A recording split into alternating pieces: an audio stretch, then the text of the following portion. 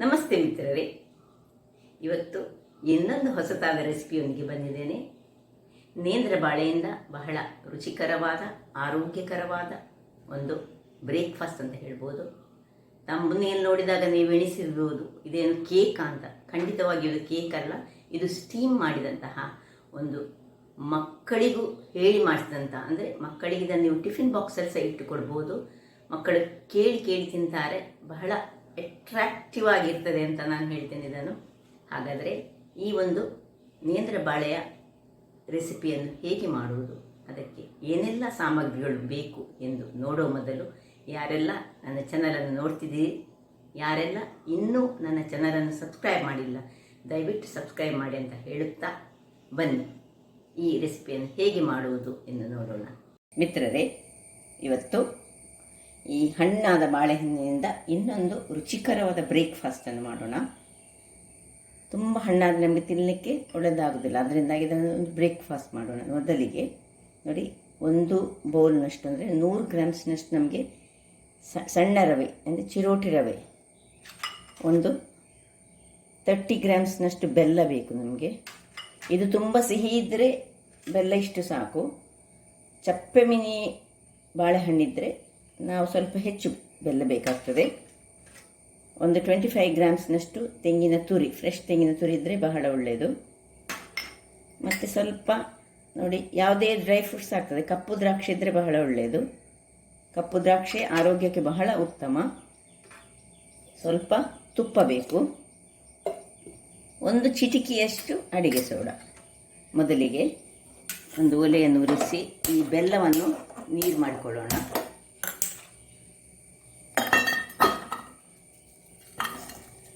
ಇದಕ್ಕೆ ಸ್ವಲ್ಪ ನೀರನ್ನು, ಅಂದರೆ ಒಂದು ಅರ್ಧ ಲೋಟದಷ್ಟು ನಮಗೆ ನೀರು ಬೇಕು. ಸ್ವಲ್ಪ ಈ ರವೆಯನ್ನು ಕಲಡಿಸಲಿಕ್ಕೆ ನೀರು ಬೇಕು, ಅದರಿಂದಾಗಿ ಇದನ್ನು ಬೆಲ್ಲ ನೀರು ಮಾಡುವ. ಬೆಲ್ಲ ನೀರು ಮಾಡೋ ಉದ್ದೇಶ ಏನು ಹೇಳಿದರೆ, ಅದರಲ್ಲಿ ಕಸ ಎಲ್ಲ ಇದ್ದರೆ ಅದನ್ನು ಗಾಳಿಸಿಕೊಳ್ಳಿಕ್ಕೋಸ್ಕರ ಮಾತ್ರ. ಇದು ಹಾಗೆ ನೀರಾಗ್ತಾ ಇರಲಿ. ಈಚೆ ನಾವೊಂದು ಪ್ಯಾನನ್ನು ಉರಿಸಿಕೊಳ್ಳೋಣ. ಅದರಲ್ಲಿ ಈ ಬಾಳೆಹಣ್ಣು, ಕಪ್ಪಾದ ಬಾಳೆಹಣ್ಣನ್ನು ಸಿಪ್ಪೆಯನ್ನು ಸುಲಿದು ನೋಡಿ, ಸುರಿಗೆ ಉರಿ ಸಣ್ಣದಿರಲಿ ನೋಡಿ, ಸಣ್ಣ ಸಣ್ಣದಾಗಿ ಹೀಗೆ ಹೆಚ್ಚಿಕೊಳ್ಳೋಣ.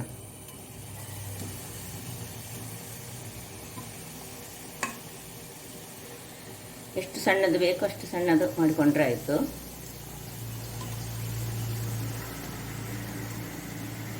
ಸಣ್ಣ ಸಣ್ಣದಾಗಿ ಹೆಚ್ಚಿಕೊಂಡಿದ್ದೇನೆ. ಸಣ್ಣದು ಬೇಕಿದ್ರೆ ಇನ್ನೂ ಸಹ ಸಣ್ಣದು ಮಾಡಿಕೊಳ್ಬೋದು.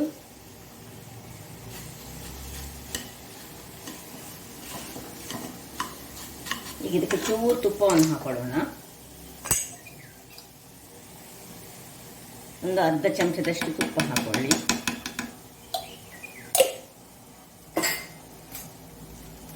ಹಾಕಿ ಸ್ವಲ್ಪ ಇದನ್ನು ಫ್ರೈ ಮಾಡಿಕೊಳ್ಳೋಣ.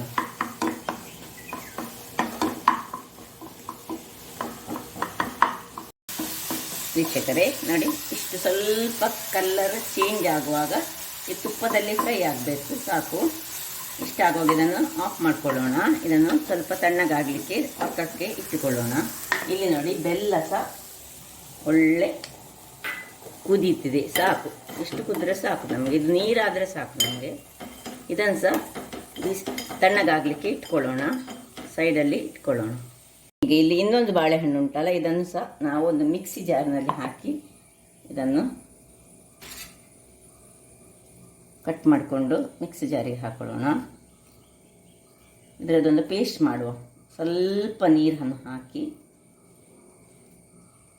ಒಂದು ಪೇಸ್ಟ್ ಮಾಡಿ ತರ್ತೇನೆ. ವೀಕ್ಷಕರೇ, ಇಲ್ಲಿ ನೋಡಿ, ಒಳ್ಳೆ ಫೈನಾಗಿ ಸ್ವಲ್ಪವೇ ಸ್ವಲ್ಪ ನೀರು ಹಾಕಿ ನಾನು ಗ್ರೈಂಡ್ ಮಾಡಿಕೊಂಡದ್ದು. ಇದನ್ನೀಗ ಸೈಡಿಗಿಟ್ಟು, ಇಲ್ಲಿ ಈ ಬೆಲ್ಲ ನೋಡಿ, ಇದು ತಣ್ಣಗಾಗಿದೆ. ಈಗ ಒಳ್ಳೆ ಇದನ್ನು ಸ್ವಲ್ಪ ಹಾಕೊಳ್ಳೋಣ. ಮೊದಲಿಗೆ ಸ್ವಲ್ಪ ಹಾಕ್ಕೊಂಡು ಈ ಪೇಸ್ಟನ್ನು ಸಹ ಇದಕ್ಕೆ ಹಾಕೊಳ್ಳೋಣ.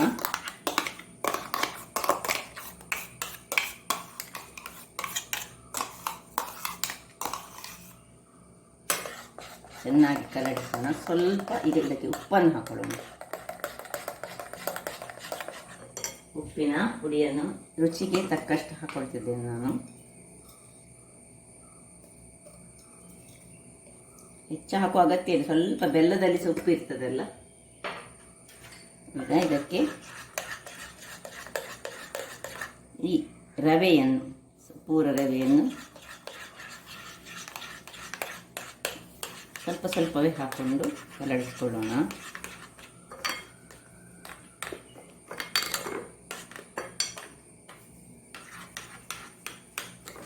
ತುಂಬ ಪ್ರಮಾಣದಲ್ಲಿ ಮಾಡಿದ್ರೆ ತುಂಬ ತೆಗೆದುಕೊಳ್ಳಿ ರವೆ. ಆಗ ಬಾಳೆಹಣ್ಣು 2 ತೆಗೆದುಕೊಂಡ್ರೆ ಅದರಲ್ಲಿ 100ರಿಂದ 150 ಗ್ರಾಮ್ಸ್ನಷ್ಟು ಸಜ್ಜಿಗೆ ಉಂಟು.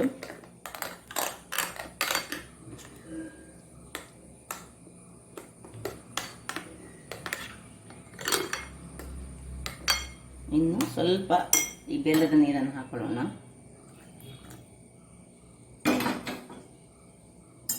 ಬೇಕಿದಷ್ಟು ಮಾತ್ರ ಬೆಲ್ಲದ ನೀರನ್ನು ಹಾಕೊಂಡ್ರೆ ಆಯಿತು. ಅಂದರೆ ಅದು ಇಟ್ಟುಕೊಳ್ಬೇಕು. ಯಾಕಂದರೆ ಈಗ ಇದನ್ನು ನಾವು ಮುಚ್ಚಿಟ್ಟು ಒಂದು 10 ನಿಮಿಷ ರೆಸ್ಟಿಗೆ ಬಿಡಲಿಕ್ಕೆ ಉಂಟು. ಆಮೇಲೆ ಪುನಃ ಅದು ಸ್ವಲ್ಪ ದಪ್ಪ ಆಗ್ತದೆ. ರವೆ ಉಬ್ತದೆಲ್ಲ ನೀರಿನಲ್ಲಿ ಅಥವಾ ಈ ಬೆಲ್ಲದ ನೀರಿನಲ್ಲಿ. ಅದು ಚೆನ್ನಾಗಿ ನೆನೆದಾಗ ಪುನಃ ದಪ್ಪ ಆಗ್ತದೆ. ಇಷ್ಟ ಆಗುವಾಗ ಇದಕ್ಕೆ ಈ ತೆಂಗಿನ ತುರಿಯನ್ನು ಇದಕ್ಕೆ ಮಿಕ್ಸ್ ಮಾಡ್ಕೊಳ್ಳೋಣ. ಒಳ್ಳೆ ಮಿಕ್ಸ್ ಆದ ಮೇಲೆ ಈ ತೆಂಗಿನ ತುರಿಯನ್ನು ಮಿಕ್ಸ್ ಮಾಡಿಕೊಳ್ಬೇಕು.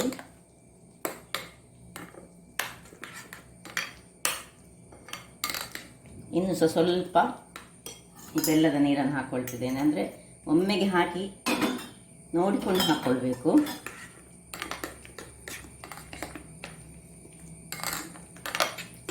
ಚೆನ್ನಾಗಿ ಕಲಡಿಸಿ ಈಗ ಇದನ್ನು 10 ನಿಮಿಷ ರೆಸ್ಟಿಗೆ ಇಟ್ಕೊಳ್ಳೋಣ.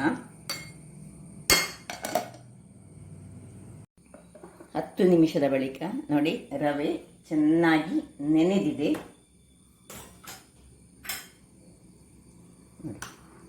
ಸ್ವಲ್ಪ ದಪ್ಪ ಆಗಿದೆ. ಈಗ ಇನ್ನೊಮ್ಮೆ ತಿರುಗಿಸಿಕೊಂಡಿದ್ದೆ. ಸ್ವಲ್ಪ ಏಲಕ್ಕಿಯ ಪುಡಿಯನ್ನು ನೋಡಿ ನಾನು ಗುದ್ದಿಕೊಂಡಿಟ್ಟಿದ್ದೇನೆ. ಏಲಕ್ಕಿಯ ಪುಡಿ ಹಾಕೊಳ್ಳೋಣ.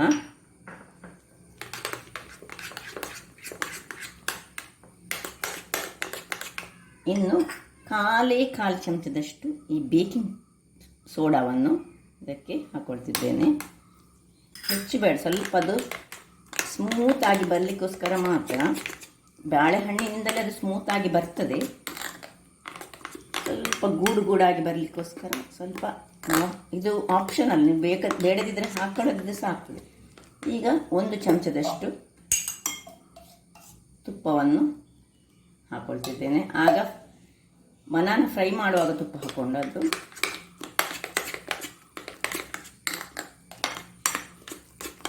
ಇನ್ನು ಉಳಿದ ಬೆಲ್ಲ, ಸ್ವಲ್ಪ ಬೆಲ್ಲ ಉಳಿದಿದೆಲ್ಲ ಅದನ್ನು ಸಹ ಇದರಲ್ಲಿ ಹಾಕಿ ಕನ್ಸಿಸ್ಟೆನ್ಸಿ ಸ್ವಲ್ಪ ದಪ್ಪ ಆಯಿತು. ಇದು ಅದಕ್ಕೆ ಹಾಕ್ತಿದ್ದೇನೆ.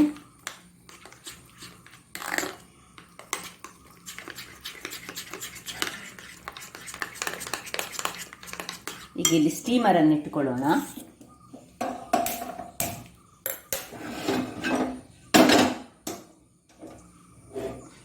ಇದರೊಳಗೆ ನಾನೊಂದು ಇದನ್ನು ರೆಡಿ ಮಾಡಿ ಇಟ್ಕೊಂಡಿದ್ದೇನೆ. ಅದು ಬಿಸಿ ಆಗಲಿ. ಇಲ್ಲಿ ಈಗ ಈ ಒಂದು ನಿಮ್ಮ ಹತ್ರ ಪ್ಲೇಟ್ ಇದ್ದರೆ ಪ್ಲೇಟ್, ಅಥವಾ ನಿಮ್ಮ ಹತ್ರ ಕೇಕ್ ಮಾಡುವಂಥದ್ದಿದ್ದರೆ ಅಥವಾ ಸ್ವೀಟ್ ಮಾಡುವಂಥದ್ದಿದ್ದರೆ ಅದರಲ್ಲಿ ಸಾಕ್ತದೆ. ಇದಕ್ಕೆ ಸ್ವಲ್ಪ ಕೆಳಗೆ ತುಪ್ಪವನ್ನು ಸವರಿಕೊಳ್ಳೋಣ.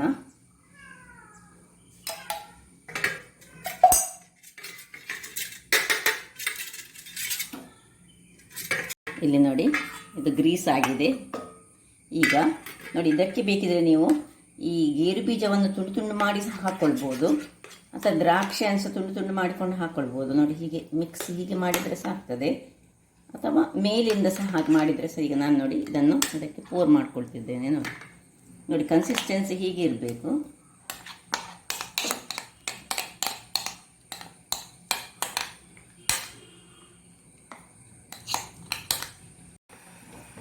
ಇಲ್ಲಿ ನೋಡಿ ಹೀಗೆ ಎಲ್ಲ ಸಮತಟ್ಟು ಮಾಡಿಕೊಳ್ಳೋಣ. ಇನ್ನು ಈ ಫ್ರೈ ಮಾಡಿದಂತಹ ಇದನ್ನು ಸ್ವಲ್ಪ ದೂರಕ್ಕೆ ಹಾಕೊಳ್ಳೋಣ.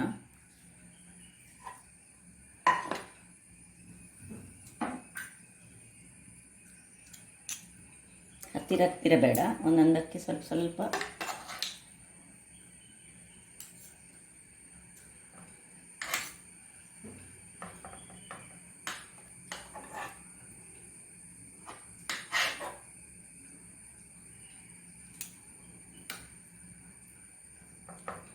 ಎಲ್ಲ ಪೀಸಸ್ ಮಾಡುವಾಗ ಮತ್ತೆ ಅದಕ್ಕೆ ಸಿಕ್ಕಬೇಕು, ಹಾಗೆ ದೂರ ದೂರಕ್ಕೆ ಸ್ವಲ್ಪ ಹಾಕೊಳ್ಳೋಣ.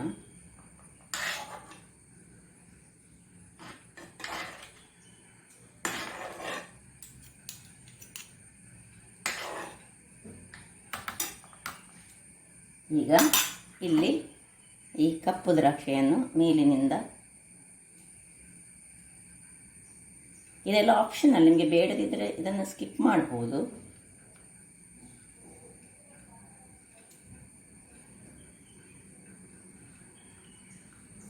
ಇದು ಕೇಕಲ್ಲ, ಇದನ್ನೀಗ ನಾವು ಸ್ಟೀಮ್ ಮಾಡ್ತಾ ಇದ್ದೇವೆ.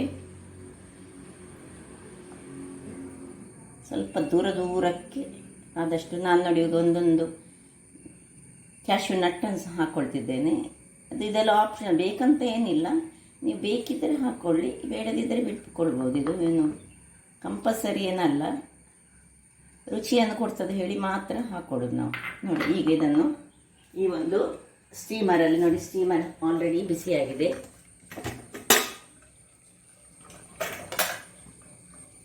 ಸ್ವಲ್ಪ ನೀರನ್ನು ಹೀಗೆ ಒರೆಸ್ಕೊಂಡು ಇದನ್ನು ಇದರಲ್ಲಿ ಟೇಸ್ಟ್ ಮಾಡ್ಕೊಳ್ಳೋಣ.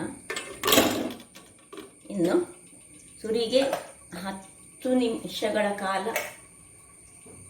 ದೊಡ್ಡ ಉರಿಯಲ್ಲಿ, 5 ನಿಮಿಷಗಳ ಕಾಲ ದೊಡ್ಡ ಉರಿಯಲ್ಲಿ ಮತ್ತು 10 ನಿಮಿಷಗಳ ಕಾಲ ಸಣ್ಣ ಉರಿಯಲ್ಲಿ ಇಡಬೇಕು. ಈಗ ಸುರಿಗೆ 5 ನಿಮಿಷ ದೊಡ್ಡ ಉರಿಯಲ್ಲಿ ಇರಲಿ, ಮತ್ತು 10 ನಿಮಿಷ ಸಣ್ಣ ಉರಿಯಲ್ಲಿಟ್ಟು ಬೇಯಿಸೋಣ.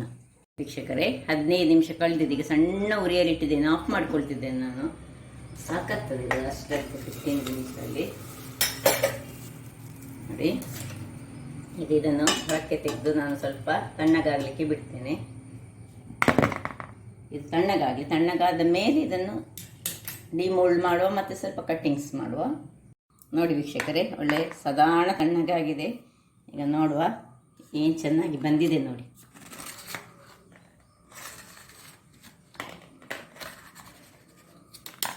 ಇದನ್ನು ಹೀಗೆ ಅಡಿಮೇಲೆ ಮಾಡ್ಕೊಳ್ಳೋಣ. ನೋಡಿ ಹೀಗೆ ಬಂತು. ಈಗ ನೋಡಿ ಏನು ಚೆನ್ನಾಗಿ ಬಂದಿದೆ. ಈಗ ಇದನ್ನು ಕಟ್ಟಿಂಗ್ಸ್ ಮಾಡಿಕೊಂಡು ನಾವು ಹೇಗೆ ನಿಮಗೆ ಬೇಕಿದ್ದ ಸೈಜಲ್ಲಿ ಕಟ್ ಮಾಡಿಕೊಡ್ಬೋದು.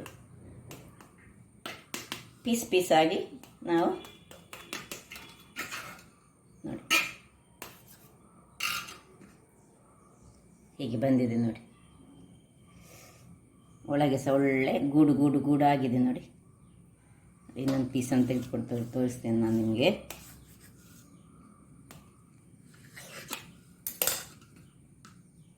ನೋಡಿ ಬಹಳ ರುಚಿಕರ ಸಹ ಆಗಿರ್ತದೆ. ಇದರಲ್ಲಿ ನಾವು ನೇಂದ್ರದ ಪೇಸ್ಟ್ ಸಹ ಹಾಕಿದೆ, ಪುನಃ ಮೇಲಿಂದ ನೇಂದ್ರ ಸಹ. ಹೀಗೆ ತಿನ್ನಲಿಕ್ಕೆ ಒಂದು ಪೀಸ್, ಕೇಕ್ ಪೀಸ್ ನನಗೆ ಮಕ್ಕಳಿಗೆ ಅಂತ ಬಹಳ ಖುಷಿ ಆಗ್ತದೆ. ನೋಡುವಾಗಲೇ ಅದು ಬಹಳ ರುಚಿಕರ ಸಹ ಉಂಟು ಹಾಗೂ ಅಟ್ರಾಕ್ಟಿವ್ ಆಗಿ ಉಂಟು. ಹಾಗಾದರೆ ನನ್ನ ಈ ಕುಕಿಂಗ್ ಚಾನಲ್ ನಿಮಗೆ ಇಷ್ಟ ಆದರೆ ಬೋಳೂರು ಸುವರ್ಣ ಚಾನಲನ್ನು ಲೈಕ್ ಮಾಡಿ, ಶೇರ್ ಮಾಡಿ ಹಾಗೂ ಸಬ್ಸ್ಕ್ರೈಬ್ ಮಾಡಿ, ಹಾಗೂ ನನ್ನ ಇನ್ಸ್ಟಾಗ್ರಾಮ್ ಪೇಜನ್ನು ಫಾಲೋ ಮಾಡಿ. ಧನ್ಯವಾದಗಳು.